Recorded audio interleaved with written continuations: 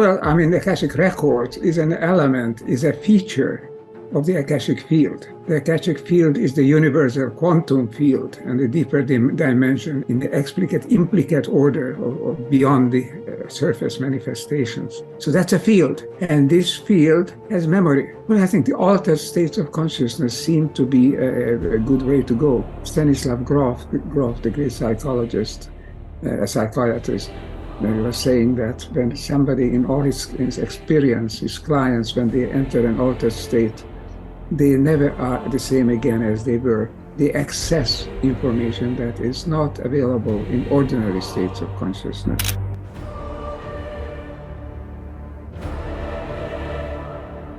Hidden within the ancient scriptures of India lies a mystery so profound that modern science is only beginning to scratch the surface of its implications. The concept of the Akashic records, a universal repository of all knowledge, past, present, and future, has fascinated sages, mystics, and scholars for centuries. But what if this ethereal library isn't just a myth or a philosophical abstraction? What if the Akashic records are real and deeply intertwined with the fundamental workings of the universe, namely, the quantum fields? Science and spirituality have often been seen as separate domains, yet ancient Indian wisdom suggests otherwise. The rishis of old, the enlightened seers who compiled the Vedas and Upanishads, seemed to possess knowledge far beyond what was possible in their time. They spoke of Akasha, the subtle ether that holds imprints of every event and thought, a concept eerily similar to what modern quantum physicists call the quantum field. The Akashic records are described in the Hindu tradition as a cosmic memory bank where every vibration, thought, and action is stored. This idea appears in texts like the Mundaka Upanishad, where the universe is portrayed as interconnected and governed by a cosmic intelligence. In the Mahabharata, there are references to sages receiving knowledge from beyond ordinary perception, as though they had access to a vast, unseen database. Could these records be more than just an allegory? Modern quantum physics suggests that information is never lost, even at the most fundamental level of existence. The renowned physicist David Bohm proposed the idea of a holographic universe, where every part of reality contains the whole, an idea strikingly similar to the ancient Hindu notion of Akasha, as a medium that retains all knowledge. Physicists have also explored the concept of quantum entanglement, where particles remain interconnected despite vast distances. If everything in the universe is fundamentally linked, then a field of infinite knowledge, an Akashic record, could exist within the very fabric of reality. The implications of this connection suggest that what we perceive as intuition, clairvoyance, or divine inspiration may actually be an ability to access this field at a subconscious level.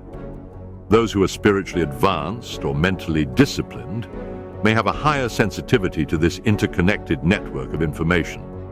The ancients didn't just theorize about the Akashic records, they accessed them. The Vedic tradition is filled with accounts of sages who possessed divya drishti, or divine sight, and could retrieve knowledge without conventional learning. They did so through intense meditation, controlled breathing, and altered states of consciousness, techniques that are still practiced in certain spiritual traditions today. The rishis used deep meditation techniques to tune their consciousness into higher planes of existence. The Yoga Sutras of Patanjali describe samadhi, a state of heightened awareness, where the meditator experiences unity with the cosmos. In this state, it is believed that one can tap into the Akashic field and retrieve knowledge beyond time and space. The process requires unwavering focus and the ability to silence the mind, enabling a direct connection with the universal consciousness. Ancient Indian sages believed that sound carried frequencies capable of altering reality. Specific mantras, such as Aum, were thought to attune the mind to the universal consciousness, granting access to hidden knowledge stored in the Akashic plane. Reciting these sacred vibrations in precise sequences could open pathways to insights that were otherwise inaccessible. This practice was not seen as superstition, but as a sophisticated science of sound and resonance, a key to unlocking vast reservoirs of cosmic wisdom. Some texts describe techniques where yogis would leave their physical bodies in an altered state of consciousness and enter realms where information from the Akashic records could be accessed directly. This is reflected in the practice of astral projection and lucid dreaming, where practitioners report journeys into dimensions beyond the physical, encountering entities or receiving messages of great significance. These accounts mirror the experiences of many advanced meditators even today, who claim to receive spontaneous knowledge or visions that provide clarity and insight into their lives or the nature of the universe. The use of yantras or sacred geometric patterns and Vedic fire rituals were believed to amplify one's ability to communicate with the higher dimensions where the Akashic records reside. Geometric formations were considered maps of cosmic forces, designed to align the practitioner with the vibrational energy of higher realities. When combined with focused intent and ritualistic discipline, these practices enabled access to realms that were otherwise hidden from ordinary human perception. In our modern world, the internet serves as a vast reservoir of information, connecting people across the globe. But what if the ancient sages had their own version of the internet, a non-physical, limitless repository of data that required no devices, no satellites, just the mind?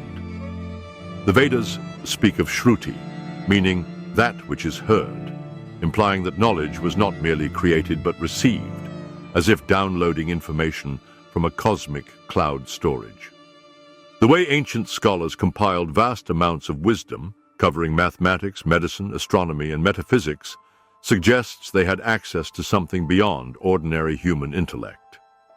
Take the case of Maharishi Bharadwaja, the sage who authored texts on aeronautics, the Vimana Shastra, long before the Wright brothers. Or Aryabhata, who calculated the value of pi and the rotation of the Earth, when much of the world still believed in a flat, stationary planet. Were they simply ahead of their time, or did they tap into a universal database of knowledge? The meticulous accuracy of their discoveries raises the possibility that these ancient scholars were not merely theorists, but practitioners of an advanced science that utilized the principles of consciousness and energy to retrieve knowledge. Even more intriguing is the concept of Ananta Vidya, infinite knowledge, mentioned in Hindu scriptures.